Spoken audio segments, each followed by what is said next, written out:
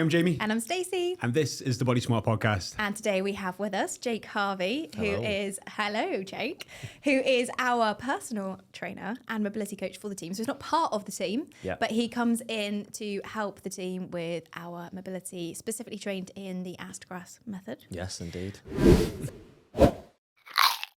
So actually, do you want to start with what that is? Because a lot of people are like, the what now?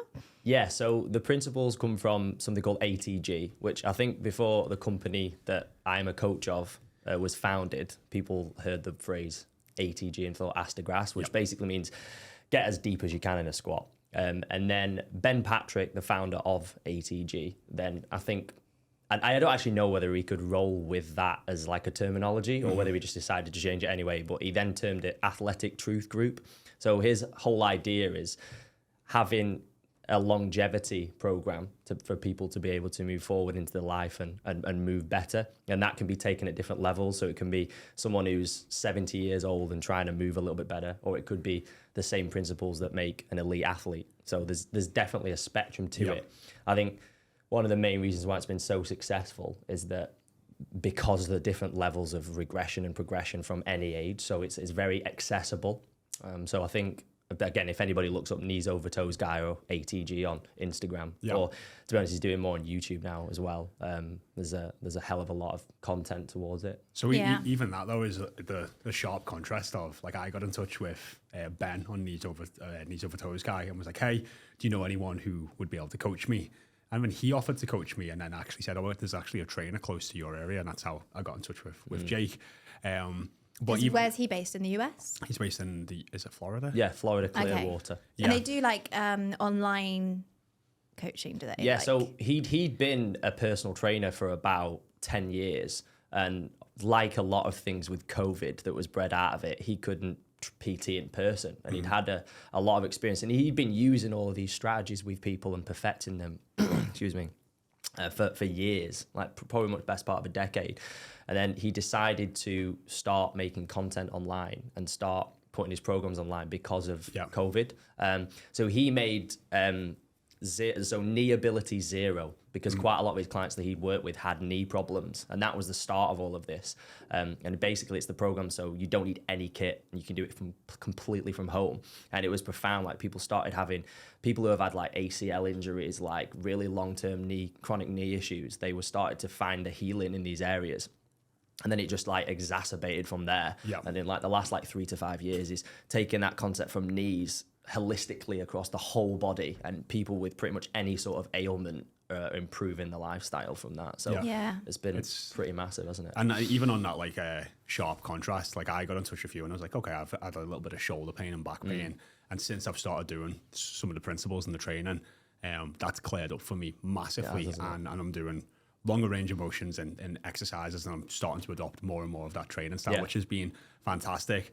And me and you have started even doing some of like the freak list, which is like it's literally like the standards on standards. It's like for basically the athletes, isn't it? If you're a freak of nature. Yeah. So but like the sharp contrast of that there is like, I'm probably on, the more extreme side of some of the clients that you work with. Yeah, definitely. I think, again, and this is why the spectrum is so good, because you've got people like Jaymie who have had a wealth of experience training, and you probably work quite close to the standards list. But like we've spoke about a lot, haven't we? Like, you train so hard and so heavy for so long that it brings out these imbalances, ailments that slowly get worse that you don't tend to deal with. And then fundamentally, as you've got a little bit older, you've thought, I can't really keep training this way because it's not going away. So you've sought something different. But yeah, a lot of the people that I work with are 50 to 70 That's what I year-olds. was going to go at. The sharp contrast of this, as we started training, is my dad.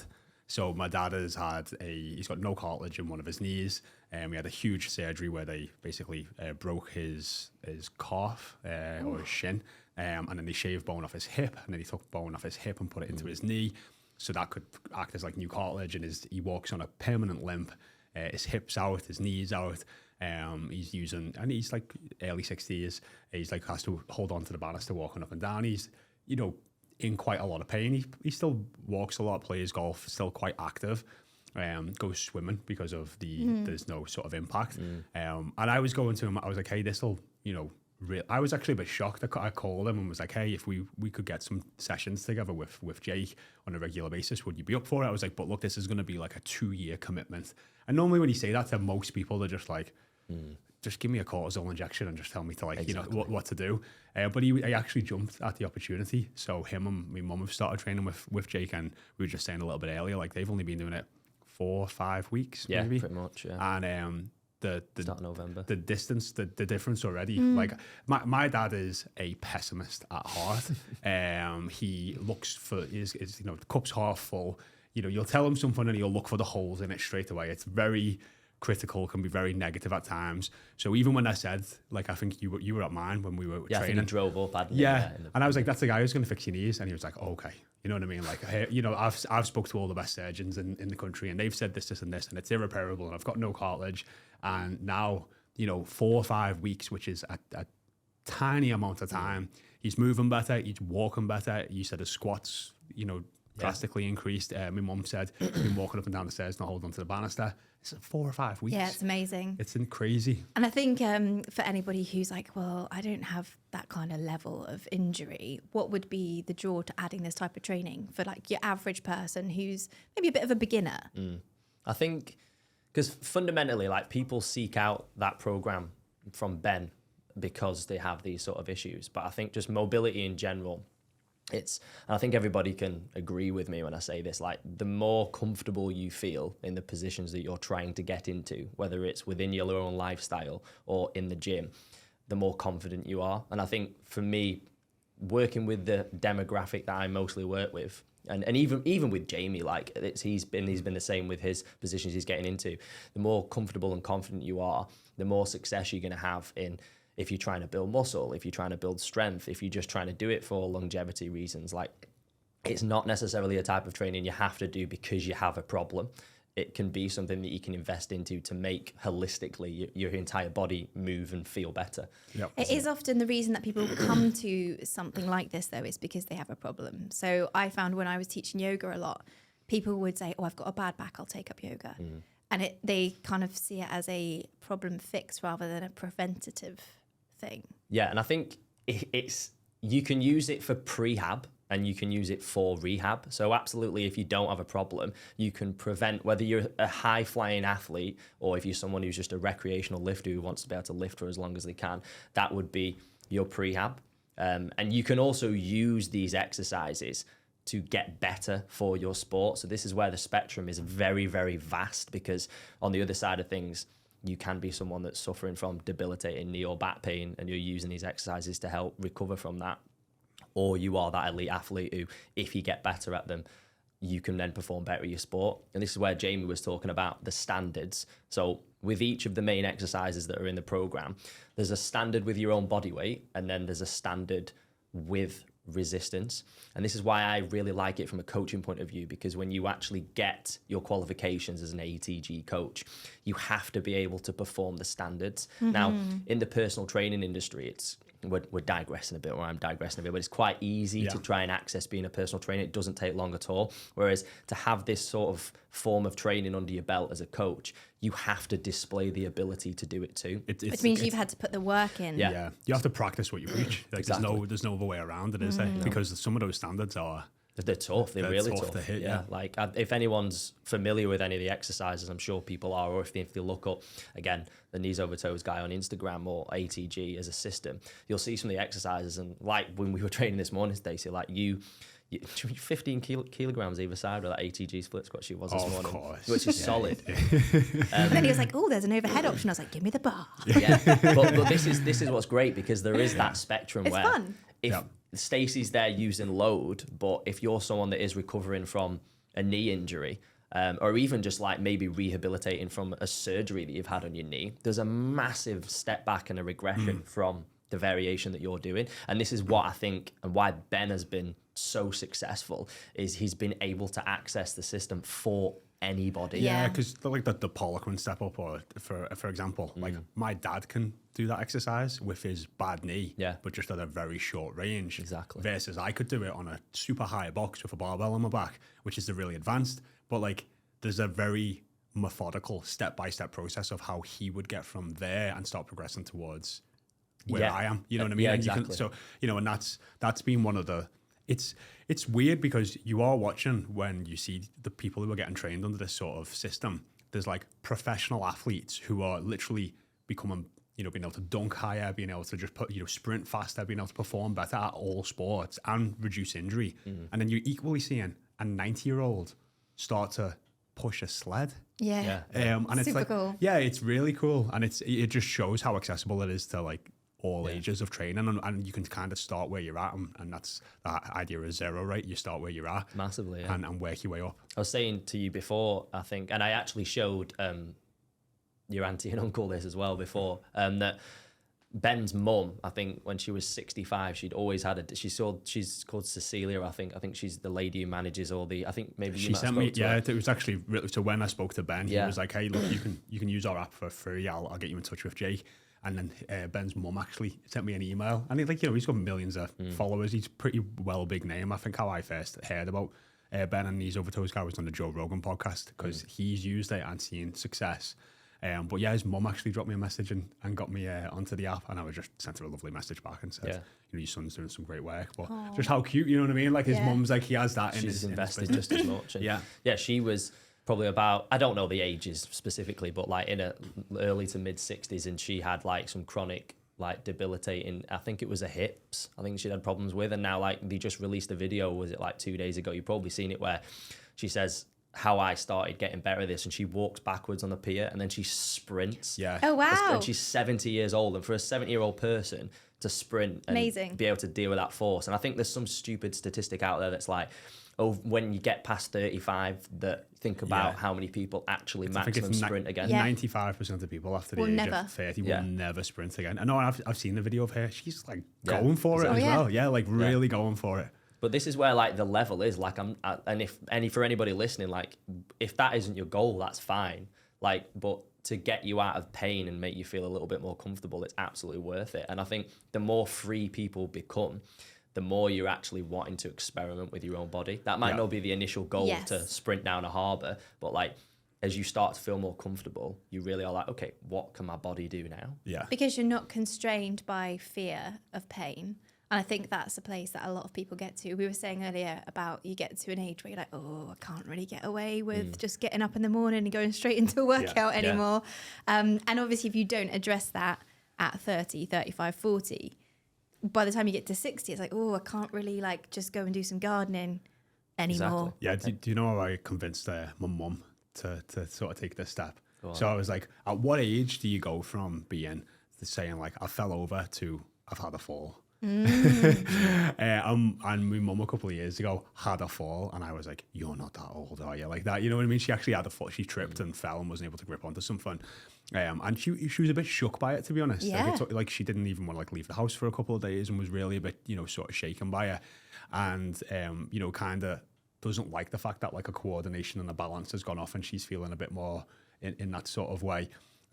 So, you know, like her like wanting to like not be perceived as old was one driver for her, but then two was, you know, seeing some other people in the 60s and 70s and 80s and 90s and being like, wow, like the quality of your life really deteriorates fast if you can't move well. And they can see that with my dad's knee, but then my mum's got a pretty bad shoulder as well, where she's got a torn rotator cuff. So like they can see like, oh wow, like this is bad at 60 now. I don't want it to be worse at 70 and 80. So to start taking these steps with the training. Definitely. I think it's really interesting that you brought in like coordination and balance as well, because I don't think that's necessarily outside of this is our job, so we know that this is part of fitness. It's maybe not considered a fitness thing, like having balance and coordination, whereas it's one of the elements of fitness, right?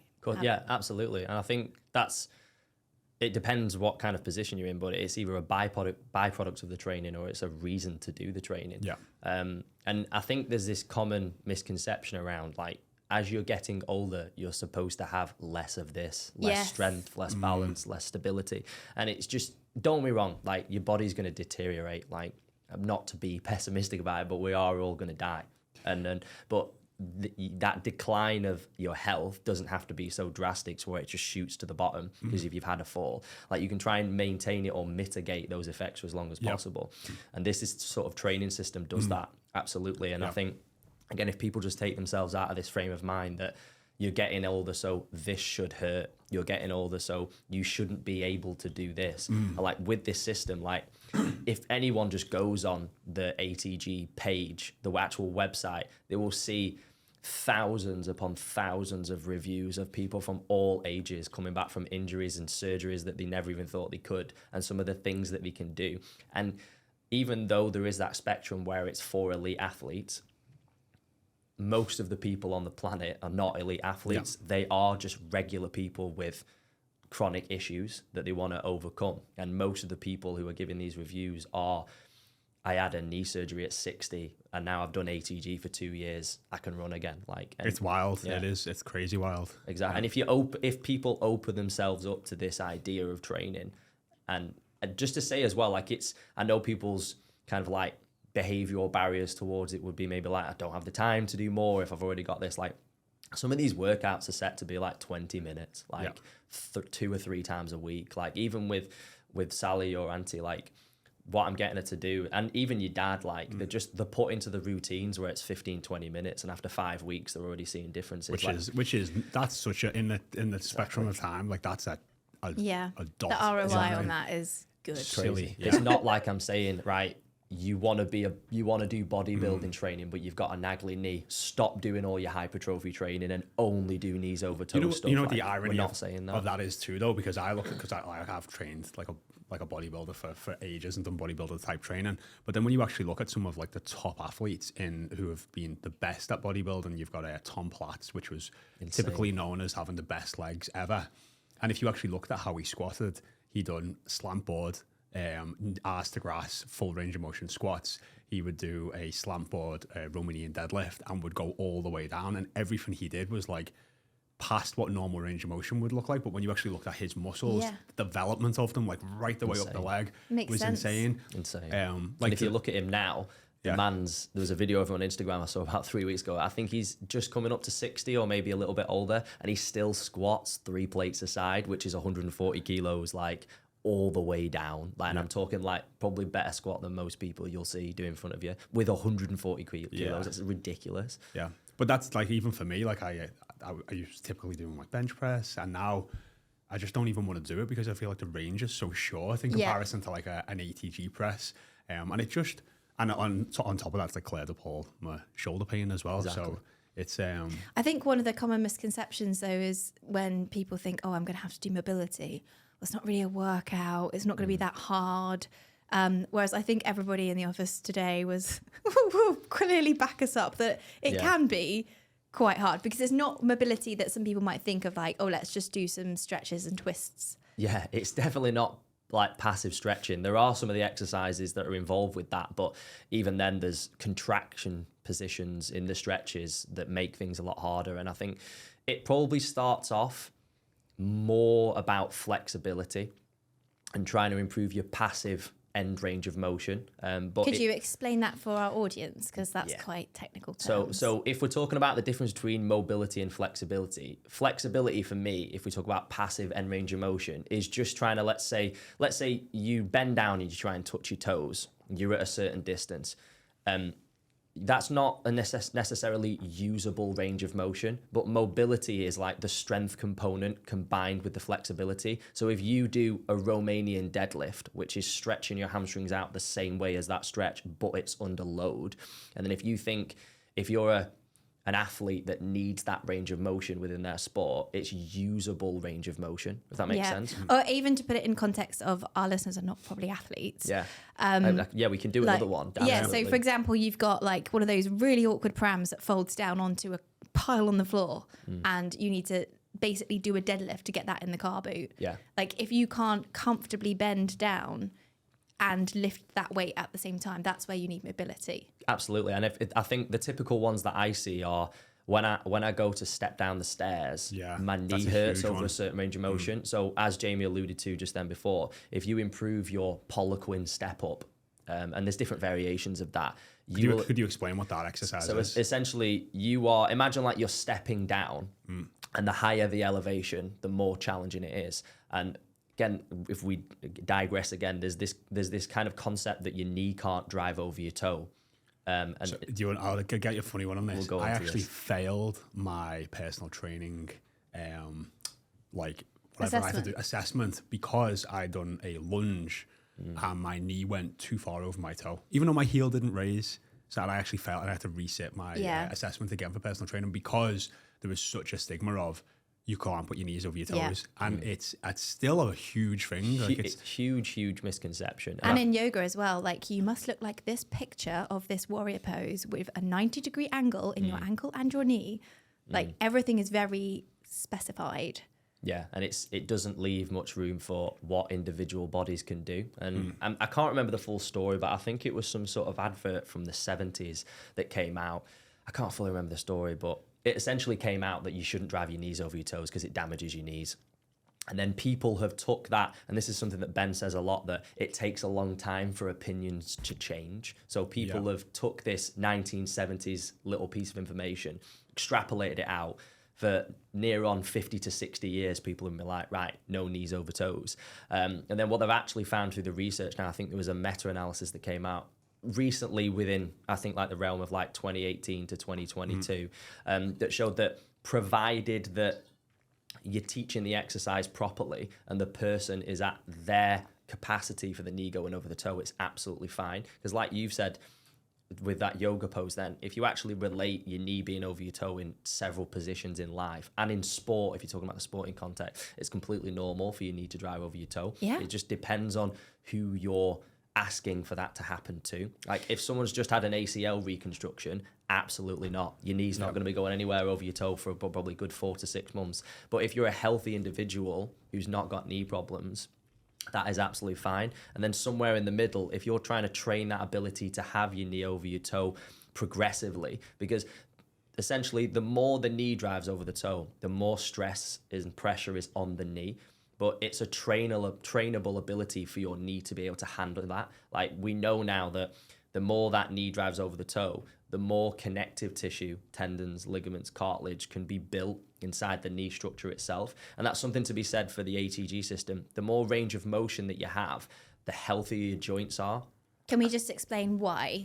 So essentially, if you don't use a range of motion, you essentially send in a signal to your body that it doesn't need to progress further into that range of motion. So if you've never really squatted very deep and you start doing that, you probably will have a little bit of knee pain. But you can train yourself in a pain-free way with these regressions from the ATG system to access deeper positions. And when you access deeper positions, you get more lubrication around the joint itself. And that's one of the massive things that actually helps people move out of these chronic conditions, is that you're starting to move the joint through the range of motion that it's intended to do so. Do you know what I mean? Like if you think about it, like as we've evolved, like your body wants you to use the joint for the range of motion that it's evolved to have. It's not wanted you to stop at a certain point because it's painful. Like that's not how the body's worked. Like you have that range of motion for a reason. Use it. Yeah, and if you don't use it, it's very high demanding tissue to keep there if you're not going to use it. So your body's just not going to keep it there, right? Absolutely. Yeah. So you would have maybe at one point had the strength, the tendons, the muscles to go into that range of motion, but if you don't use it, that might atrophy away. Yeah, and we were speaking about this before. This is a way how we can get that conversation in. We were speaking about like little kids, and if you do watch any child under the age of, depends on the age really, but under the age of like 5, you'll see that they access the easiest squat position and everybody's in adoration of the way they look. And yes, they have shorter leg lengths, they have shorter torso lengths, so I will give that as a caveat. It is easier for them to access there, but we know that's a natural range of motion for a child to be in, because again, if they go down to play or watch something, they will sit in a deep squat. And it's not because someone's told them to do so. Yeah. It's because it's natural for the body to be there. And then we were talking about, again, with Simon, that these Eastern countries where people access these range of motions. Because you've been to... Bali, and literally, like, everyone was just sat. Like, we'd just be, like, waiting for a bus, sat in an ass-to-grass squat. But, like, comfortably as well. Like, it's a comfortable position to sit in. Exactly. And I think I also seen the Squat University guy a while ago share this picture of a sniper. And it used to be a position for, maybe Simon can pull this up, but it used to be a position that snipers used to use, which was actually sit in a full range of motion squat. And that used to be a strong enough position for them to hold and brace to shoot. That's crazy. But then over time, like people's mobility and flexibility just we started to lose so much of it that it just ended up being something that they couldn't have in sort of like maybe the curriculum anymore. And it is because of that's ace. Well, it's actually quite a passive. If you've got the mobility, it's actually quite a passive, it's comfortable, easy position to be in, because the weight of your body is like sat in a natural supportive hammock almost of your strong legs. Like you just said, Stacey, though, like if you don't use it, you do lose it. And these cultures perform their lifestyles to a point where they're always in these positions. Whereas, and I know probably people have heard this countless times before, but it's because it rings true, is that our seated postures, like what we're in right now, excessively, you're shortening all your hip muscles, your hamstrings, like your lower back muscles. And they're put into this position where their natural state is to be shortened because we don't then spend time rectifying that problem. But if we look at these Eastern cultures, and that guy, like he does that every day, or when that was around, he does that every day because that's his job role, and that's just normal. You're not. I told you before, like when people have been to these other cultures that are obviously they've not entered the new area that we live in, and these still like these tribes that are still living as if it was like 1,000 years ago. And when people from like our side of the world go there, and they say, "What do you do for exercise?" and the cultures just laugh, and they're like, "What you on about? Exercise?" Like, I don't know what I mean, because their day and lifestyle and habit is just revolved around movement. Yeah. Like it's not a concept. Like we've created the concept that you move your body for an hour and then you go and sit down for 10 hours. Yeah, because we've had to try and counteract the effect of our working period of the day, whereas their working period of the day is moving, lifting, chasing. Yeah, definitely. It's fair to say like COVID's even exacerbated that and made it even worse, especially for people, working from home. People are less active than ever before. People don't even realize how much extra movement they were getting in just on the commute to work. Yeah, definitely. In terms of like walking to the train station and getting off and having a lunch break and walking around, and now like that's even been taken out. So it's a lot of these problems that we're talking about. Tight hips, tight hamstrings, tight shoulders, back pain. I feel like is all on like an exponential scale, upward in the wrong way. Now, let's be honest, like, there's an actionable point to this. Like, we're not then going to turn around and go, "Oh, should we go and set up a village in the middle of the woods then?" Like, we're just not. Like, we have the lifestyle that we have, and it's our responsibility to then start to incorporate systems like the ATG system and other variations of training that are as good as, that just have slight variations to the exercises to make sure that we're maintaining our joints. And that's where the ATG focus is it hones in on that. It's about your joint training. So something that I really am a big fan of is incorporating little things into your day. So if you've got kids, rather than sitting on the chair to play a puzzle at the table, get on the floor and sit on the floor with them and do it on the floor. Or something that I did when Nate was really small, I was like, I don't have time to do anything, but if I get time to do a shower, I would literally do some mobility, like wall angels in the shower. I'd be like, this is my time, because I was breastfeeding, so I was really conscious that like my joints were going to get tight leaning forwards. So there are all these little pockets in your day where you can just start to say, oh, whilst I'm doing that, I'll do this. That's good for my joints, and it's counteracting the other stuff I do for 10 hours of the day. Yeah, definitely. And there's so many people that are introducing mobility businesses and routines these days, online and offline, about how you can start to incorporate these things into your day. And it's just like, if you've got an office full of people that sit on a desk, like every hour, just get up and try and stretch your leg out behind you, and then try and open up your upper back and rotate your arm out, etc. And nobody can really sincerely say to me, I don't have time for that. It's like, you're going to get up at some point to go to the loo. Just do this mobilization, and then obviously have the workout that you have where you're doing this in a bit more sincerely and a bit more like progressively, but you can still find these little pockets of time to do things. Sorry to interrupt, just a quick ask. If you are enjoying today's episode, please do give us a follow or a subscribe so that we can keep bringing you excellent content and getting extra guests on to bring you all the value that you've come to know and love from the Body Smart podcast. So, like, we're going to do this now, right? This will be good.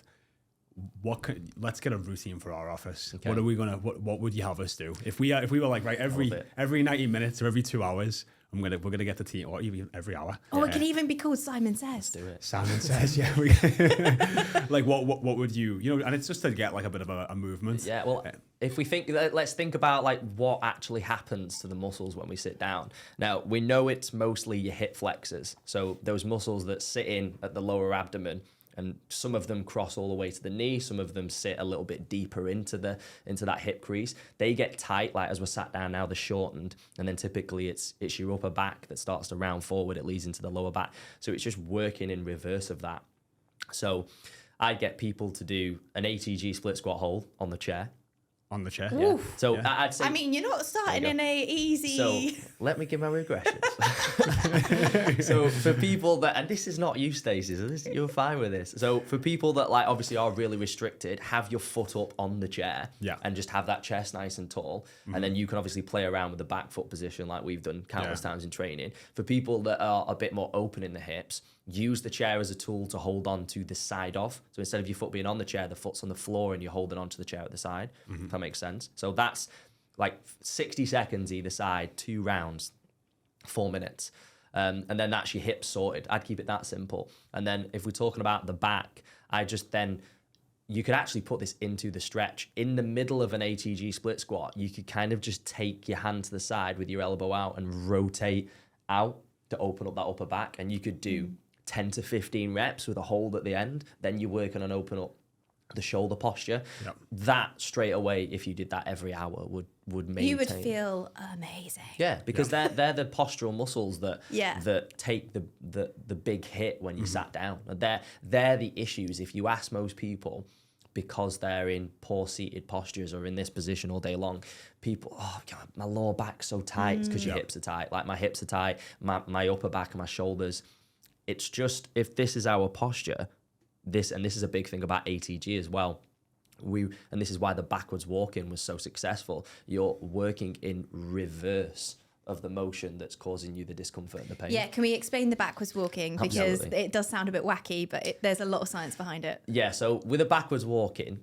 it is what it sounds like. Yes. Yeah. So when I was first introduced to it, like everybody, and even when you first start doing it, you're like, what am I doing here? What am I doing? But essentially, it's a knee rehabilitation exercise because it's the lowest level entry point of knees over toes. So anybody who's listening to this, or like if you are like walking around the kitchen, or if you're going to get out of your car in a minute, if obviously is listening to car, if you start walking backwards, you'll notice that you'll plant your toe first and your knee will drive over your toe slightly. So with that progressive step backwards each time, you're getting that low level knee over toe action. And it's a very, very low entry point because you're not trying to drop into a squat. There's no alternative load. So it's quite an easy one for someone who is rehabbing a knee, or someone who is maybe a little bit older that wants a slower entry point into it. Yep. So the great thing about it that I love is it brings about blood circulation to the knee joint. It's like getting a pump in your knee. Literally. Yeah. And it's that, I spoke about that synovial fluid. That synovial fluid, for those who don't know that phrasing, if we think about like the Wizard of Oz, the Tin Man, when he's putting the oil into his joint and then he can move. WD-40. Yeah, and that's literally what it does. And everybody says after 5 or 10 minutes of it that they go to bend the knee, and if they usually had like cracks and pops or aches and pains, it's absolutely profound how walking backwards, you're like, oh my God, my knee does feel You better. also use different muscles in different ways, which is great for creating a bit more balance, right? Because if we constantly do the same things in the same ways, you create imbalance in your body. And that's another tier off from the ATG system is structural balance. So most people are always moving forward. So the quads get developed, the chest gets developed, the shoulders get developed. And everybody listen to this, go to your gym, you can completely attest to this, where not many people train the hamstrings, not many people train the back, and you don't get this balance from one side of the body to the other. So absolutely, the backwards walking is, again, that reverse, and it's actually called reverse out knee pain because it's the reverse of the motion. And we've done things, Jaymie, like the dumbbell external rotation. Yep. A lot of people struggle with this rounded posture. So your rotator cuff muscles, some of which are responsible for external rotation, which is this movement. If you can't see, I'm basically just rotating my arm backwards. It's the opposite of this. So if we think about the concepts of what does the motion look like forward, perform the opposite and you'll have that balance, Stacey, that you've just like I've alluded to. Yeah. I also heard a very interesting study the other day about reverse walking. It burns 50% more calories. I think I've it just does, fact-checked it. It's true. Yeah, I think it does. Yeah, which is absolutely bonkers. You're still moving the same amount of weight through space. What? I'd probably say probably the coordination aspect of it might provide a little bit more of a challenge, for particularly like the elderly when they start, like they do feel a little bit, and here's that balance and that stability effect of it. It's a little bit more challenging because you've got to be more aware of your positioning. And here's that spectrum again, like it starts with backwards walking inside your house. It can then move on to backwards walking on a treadmill. Ben has actually designed his own backwards treadmill that's doing so well. Yeah. And then that can move on to a sled. So there's that spectrum once more. Like if you did this for a year, you could go from barely being able to do it holding onto the kitchen countertop to be able to go to your local gym if there is a sled, to be able to push load and pull load with your legs. And again, that leads to another entry point. Like this sled is such a fantastic variation to build legs. It's so safe as well. Exactly, because there's nothing loaded onto you, whether it's a dumbbell or a barbell. If you just stop, it just stops. It doesn't, like, you don't just stop and you can drop a weight on yourself or hurt yourself in any way. Exactly. The force and the tension just stops because you're pushing or pulling it. Yeah, exactly. So it's a with all the ATG system, there's a regression for anybody, like absolutely anybody. I had a lady in the other month who's had chronic knee issues and surgeries for the best part of like 5 to 10 years, and she's only young, and I took her through some of the regressions to like the Poliquin step up, and she was able to find just some element of respite where the pain wasn't absolute. It was like a 2 out of 10, and it just shows that it doesn't matter who you are, there is an entry point into this sort of training. And just to kind of branch off that, I'm not saying that surgical intervention isn't always necessary. There are some things where, and this is why I try and tell my clients that if you are in serious pain and you may think something else is afoot, please go and get an MRI scan. Please try and consult a doctor that knows a lot more about the surgical route, because there's sometimes, no matter how much you try and progress this ATG training or any sort of mobility training, if there's something underlying that needs a knife to it, it has to happen. I think it's good that you've said that and raised that. However, I would actually say that, that's a whole thing, isn't it? Cutting the BS with people. I'd say that's a cop out for a lot of people. Okay. I just do for like most people. It's easier to just, for most people, it's easier to say, my knee's bad, my hip's bad, my back's bad. I don't want to go and do the work for the next 6 months, 2 years. I just can't train right now. That's my excuse, and I need to get surgery. And it's like, the long-term ramifications of that, especially if you go under the knife when you don't actually need it. You're going to have to do physio after. If you want to get even back to where you are now, you're going to have to do physio after. And the surgery, like when my dad had that surgery, he was in pain for 3 months straight. Yeah. Like he said, it's the worst pain he's ever felt in his whole life. And it was horrendous to see him go, because I've never, he's like, can be quite stoic around stuff like that. And it's the first time I've actually seen that consistently. Yeah. And he wishes he never got it done. My mum's the same with her knee. Yeah. It was just so swollen and painful afterwards, and it's never been right. Yeah, and it's the same for him now. And like I said, a pessimist, and 4 or 5 weeks, and he's seeing progress. Yeah. So for me, I would, as much as I agree with you, go and get the MRI and go and do this. But I would say, just like the way you'll go and speak to a doctor, and they'll tell you, oh, well, you need to eat less calories and less carbs and cut these food. They'll just give you very poor nutritional advice. Sometimes you can go and see a surgeon, and they specialize in everything to do with surgery. If you would tell them like, oh, I've got this guy telling me to put my knees over my toe, they'd just be like, don't do that. Yeah, don't. You know what I mean? And absolutely. Absolutely. So we actually had this, right? Reese has got 3 discs like that pop out every now and then, my husband. And then we went to see the back surgeon because he was going to have back surgery. And then this guy was like listing out all the chances of you being incontinent, you being, I can't remember what the word is, but unable to ejaculate, you being paralyzed. And I just sat there, I was like, is there anything holistic we could do? And he just looked at me and went, no. Right. And in my head, I was like, surely there's something. Yeah. And honestly, Reese walked out of there. I kid you not, he couldn't walk in there. He was like holding on to the wall, like he couldn't walk. He walked out of there and he was like, I feel like I might be able to just try a little bit harder. He didn't have surgery. We did loads of yoga. He knows what he can do and what he can't do. He never had surgery. So I just think you're right. If you ask a surgeon, they're going to say surgery is the answer. Yeah. And actually, if you're really dedicated to exploring all the other things, there's probably something out there that would at least help. Yeah. No, I'm glad Jaymie raised that, because he is right. Like, obviously, you're right though to say that. I say that as a safe zone because I'm not a medical professional. No, you can't diagnose. And as much as I'm an absolute geek for the human body, I'll tell you what tendon ties in where, what attaches to what muscle, like, and I probably know it just as at least the like anatomy of the knee, like, or wherever it is. I probably know it as well as a surgeon because I'm a weirdo about it, and I love knowing that. Most people probably wouldn't, but yeah, Jaymie, you are right. Like, I say that to cover my own back, but fundamentally, if you were to put a gun to my head, I'd be like, give me 3 months with you. Let's see what we can do, and if you're open to the other kind of pathways like you've just alluded to with Reese, and if there's something that can make it better, don't go under the knife yet. Yeah. If we can make this 10% better, then that's an improvement, and maybe it improves it for what potentially has to be surgery down the line. But even then, like, most people would have to wait 3 months to get a surgery booked in, or 3 months to so for prehab. Yeah, like, and then it's like okay, if you really start on the surgery, get a date booked in, but then go and do this alongside it, and if it improves, you know, like the issue that I have is, so a lot of people go and get surgery and they're never the same again. And I think once that's done, it's kind of done.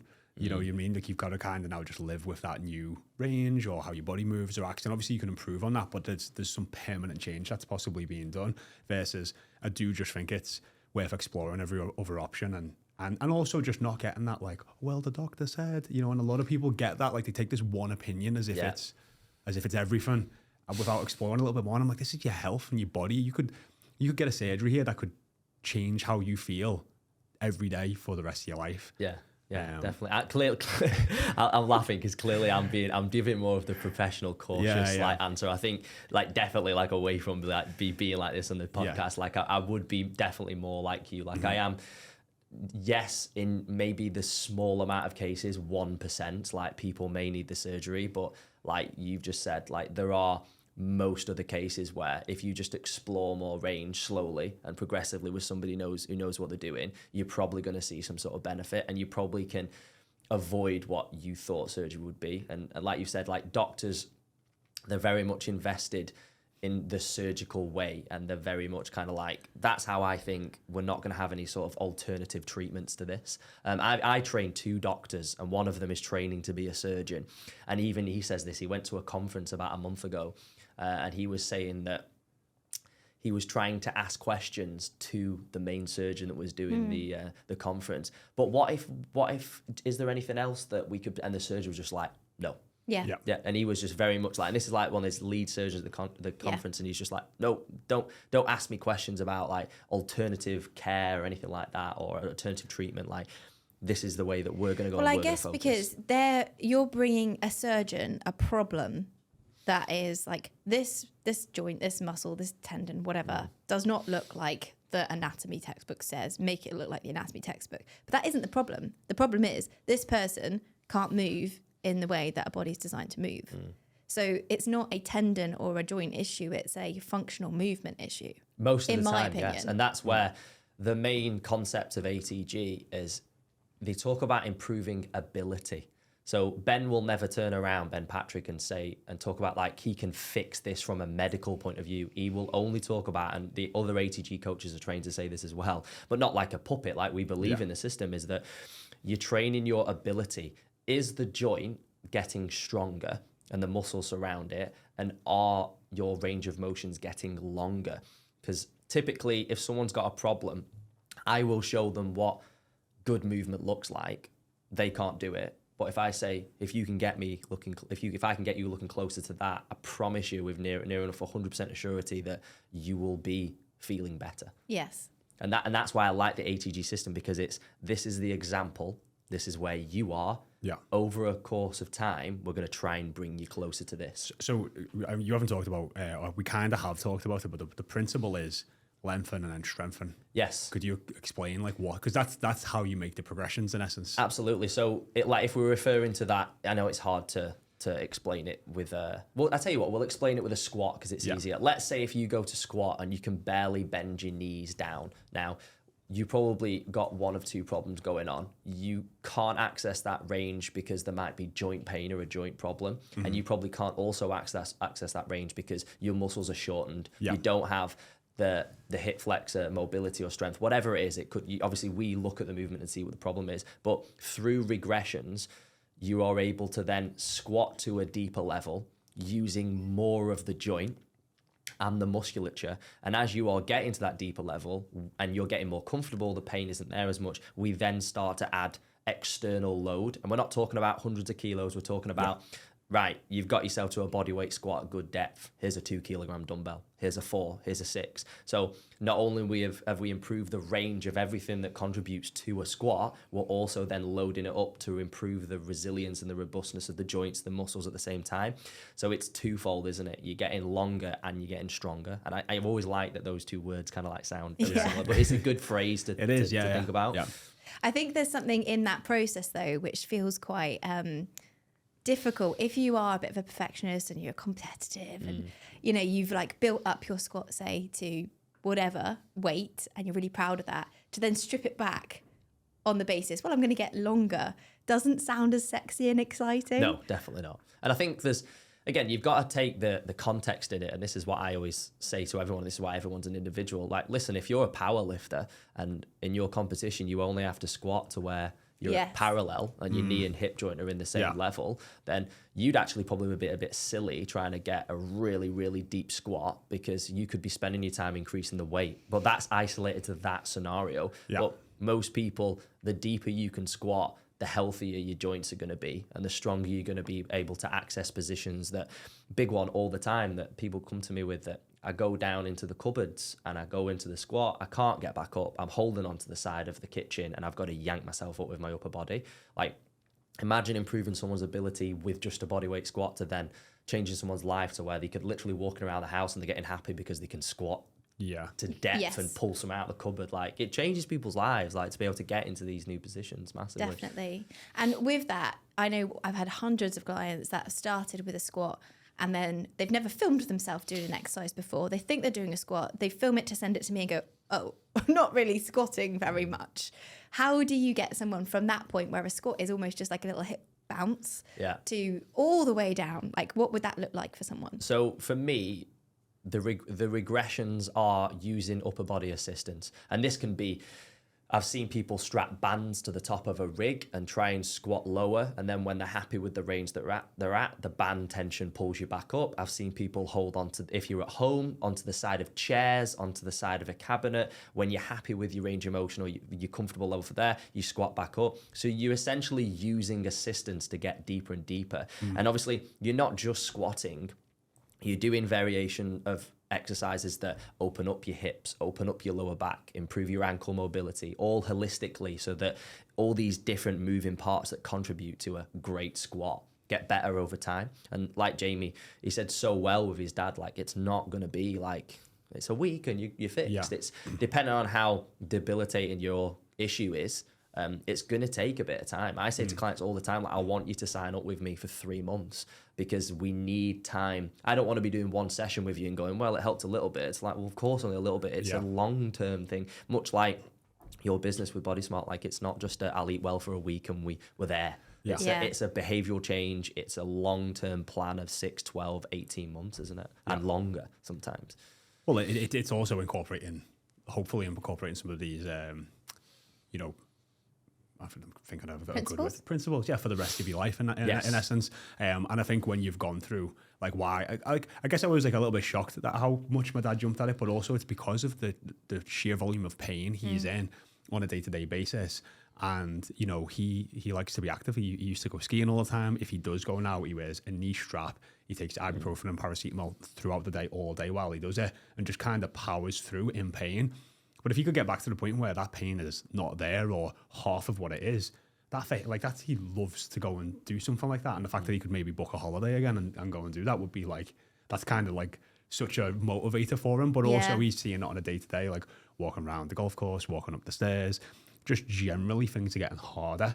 not easier. And the fact that, you know, I think a lot of people do have that mindset, well, I'm in my 30s now, I should be feeling like this. I'm in my 40s, especially when you get into your 60s. Everyone else you probably know in your 60s is going, I've got to hold me back. Bit of a huff when you get out of a chair. Yeah, you know, you start making these noises and everyone kind of accepts it. And also, like, you start to lose the integrity of your posture. And that actually, like, if you don't want to look old, like, don't have bad posture. Don't have your shoulders round forward and your head forward, and be moving slowly. Like that. That's a huge part of that makes somebody look older, is the fact that, like, your posture changes and you just slow down how fast you get out of a chair, how fast you stand up, how fast you walk. So yeah, it's so true.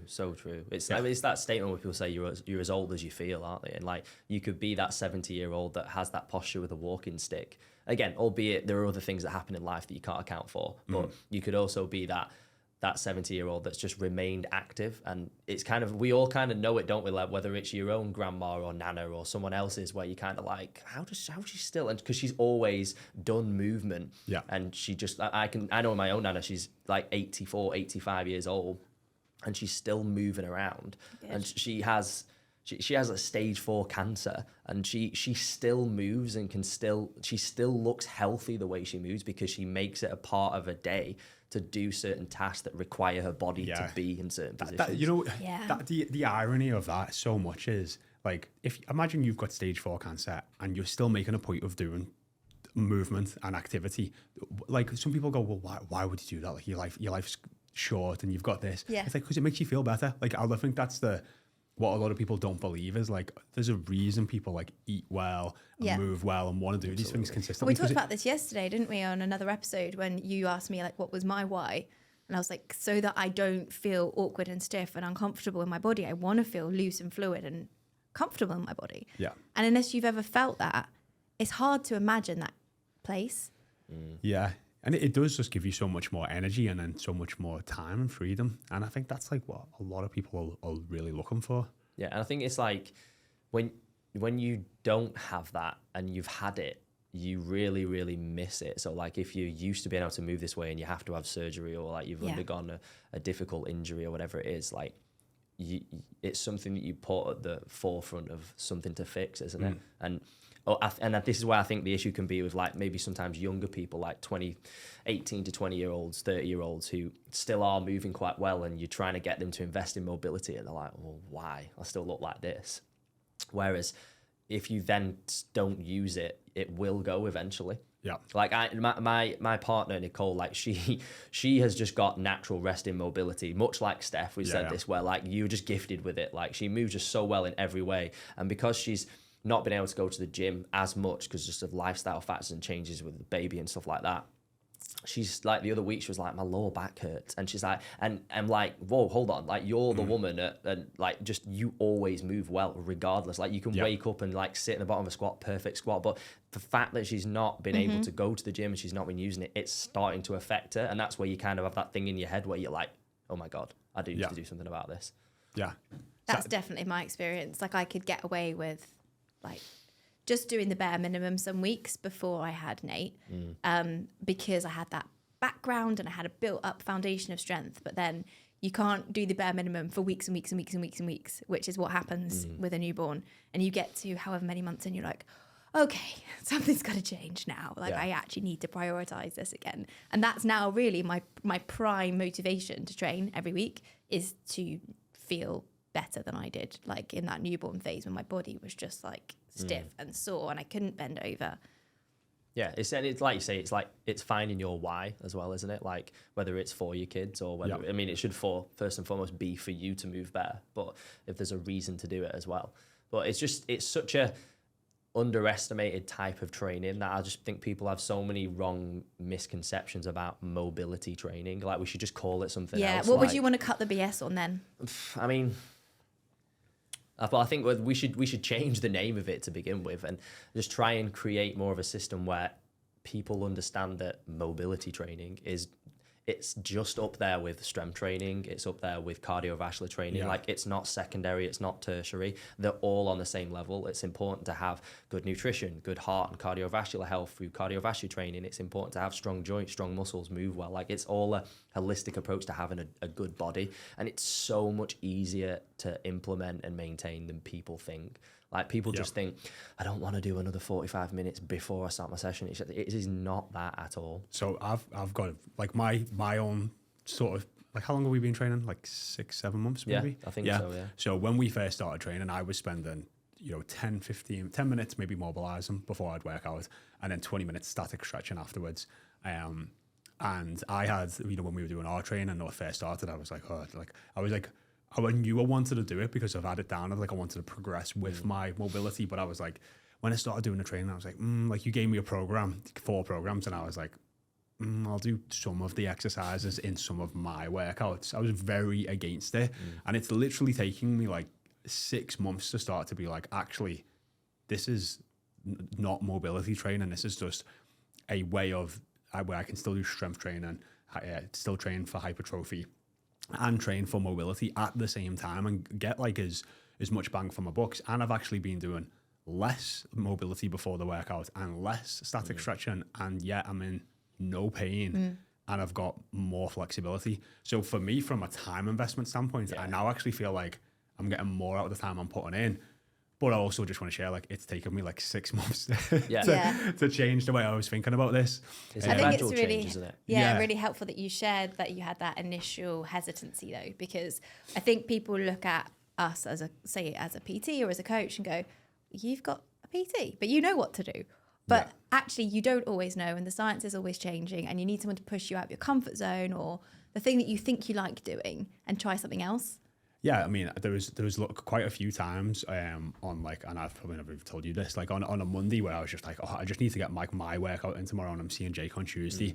And then every time I'd have a session with Jake, I'd be like, and I'd go through the principles, and I'm like, that was actually really fucking good. And I'm like really happy that I've done it, because it makes, for me, like, I'm a very logic driven person, but it makes so much more logical sense. And then also seeing the results of it, like back pain's gone, shoulder pain's gone. Exactly. And then being able to get into longer ranges and being like, actually, that's also going to serve better from, yes, a mobility standpoint, but also from a strengthening standpoint and a hypertrophy standpoint. So it, like, ticks all the boxes for me.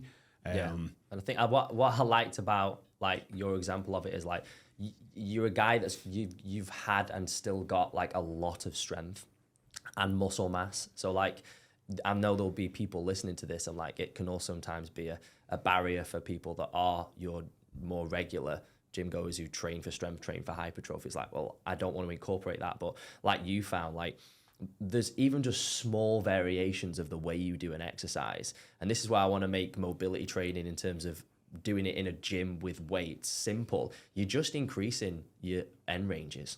Yeah. If you're someone that does a barbell bench press and you're only bringing, the bar obviously comes to the chest and you don't get your hands any lower than this, then how about you take half the weight down, start using dumbbells, accepting that you're going to start building through this as a range of motion and start working from there. Like, for me, you've barely changed anything about that. You're still doing a horizontal press. You're still working with load. You've just got more range. So yes, there are specific exercises that you probably have never done before, and you found this. Yeah. But there are a lot of exercises that you've done a close variation to it. It's just been made harder because it's deeper range of motion. Yeah. And what, again, you'd already done things like dips and chin-ups for the upper body, which is a big area in terms of the upper body variations of the ATG system, isn't it? Anyway, but yeah, it's just taking your time to learn the exercises. And again, it doesn't have to be ATG. Like, I've adopted that, but because I love mobility training and improving joint health in general, like, I've veered away at times from the ATG system, and this is where it makes me, I feel like a better rounded coach. I'll try different programs out. I'll get certifications in different types of mobility training so I can bring it all together and give clients more, and it just gives you different variations to work with when you're working with different people. So something we haven't asked you, which I'm really intrigued about, is what even kickstarted this for you? So for years, I trained in Olympic weightlifting. When I became a strength and conditioning coach, which I wouldn't really say I am anymore, but I worked with athletes quite a lot, and I actually used to tutor strength and conditioning courses. So I was very much in that sports performance, like what's the best way to jump higher, run quicker, like lift the best weight quickly to improve how good you are at your sport. I really got into Olympic weightlifting, and for anybody that's not done Olympic weightlifting before, you have to have good mobility to access the positions. Yep. So I started working on that there, and then as I fell in love with the sport more, I found that I was getting so much more mobile from it, which I loved anyway. And then I think just maybe this isn't the experience for everybody that does weightlifting, but what weightlifting does is, and this happens with like barbell movements that are like bilateral in nature, so you're using both sides at the same time. It's not like one side at each time. They will start to express problems that you have in your mobility in certain areas. So for me, when I'm landing a heavy clean in a front squat, my ankle mobility is not as good on my right, so then there would be a little bit of deviation of the ankle when I plant and land, then there'll be a little bit of a deviation with the knee and the hip, and over time I found that even though I loved what I was doing, it was causing me knee pain because something wasn't right somewhere else. And the more I got into this, I was like really geeky about it, started learning all the joints more, all the muscles. And I found this out, and I actually had to stop Olympic weightlifting because it was just causing me too much stress. My body wasn't prepared for it. And then I just backed off, and I've been on this kind of like, I'd say, journey with mobility training for the last like 2 or 3 years, where I've just really pulled back, probably maybe too intensely at times, trying to really figure out what movement trains what part of the body, and what imbalances cause stresses further up the chain. And that's when I found ATG, and it kind of connected so nicely with what I was already trying to understand about my own body, is if you've got an imbalancement here, this happens, and so on and so forth. So I think, and I've not really returned to Olympic weightlifting since, but it's definitely a goal of mine to start, and I actually have done the last week or so, weirdly, as being on here, is I've started to try and introduce it to see now I've sorted out the ailments, how my body is responding to it. And I did a session on Sunday and I felt fine from it, which was amazing. So that's great. And that's the thing. And exactly what you said before, it gets you back to doing the things that you love to do, whether it's Olympic weightlifting, going on long walks, playing a recreational sport at night. Like, you should be able to go and do these things freely, that you can go and enjoy it. And that's where Ben came with this with basketball. Like, he'd been ridden with knee injuries and surgeries his entire life, and he even still says to this day now that he's just so happy throughout all of this that he just gets to go and dunk on a weekend with his mates, because he can play something that, because we all know, like, when we play a sport and it's freeing and you're not in pain, it is like being a child again. And you're not doing it to burn a calorie or get more load on a barbell or lose weight. You're just doing it because you love being like playful, like children do. And that's what that kind of, I'd want for everybody to find something physically that they do, that it doesn't have to be to do these metrics now that we have, like we said, like adding more weight, burning calories, losing weight, etc. It's just because it's fun. I would say, like, even like my dad, if you told him he could maybe go and ski pain free again, or go and kick a ball around and play some football, he would have paid anything to get that to do it. Like, the fact that, like, he's actually probably accepted up until probably recently that's never happening again in his life. Or if it is, it's going to cause tremendous amounts of pain and possibly a longer term injury. So the fact that now there's almost like hope of that could happen again, like, I think that's becoming such a motivator for him to be like, wow, like, the more I do here. And that's probably why I guess I'm not a bit shocked, but I am. Like, he goes to swimming baths a couple of mornings a week, and you're saying he's doing split squats in the swimming baths, and like my mum said, he's just like got a bit obsessed and he's doing it all the time. But I think it's because probably just the way I've switched my training over. It's like you start seeing the success. You can't deny it. You can't deny the results and the success and the fact that you're not in pain anymore. And you're like, well, this makes sense. So you keep doing more of it, and you keep feeling better for it too. Definitely. And that's where, like, it comes from me, that's so fulfilling as a coach. Like, I've been a strength and conditioning coach, Olympic weightlifting coach. I've been your regular PT that does fat loss transformations, hypertrophy, but this is the first thing that I finally like found in 8 years of being a PT where, like, I connect to it so well, because just your mum sending me a message saying Frank's been able to walk up the stairs without holding onto the banister for the first time in God knows how long. I'm just like, yes, like that's the connected part of me. That's like that's why it's worth it. That's why it's when it's not about money, it's not about anything else. It's just about your dad being able to move more freely and him feeling that like pain-free movement. Yeah. And that's just what it is. It's very inspirational. Love it.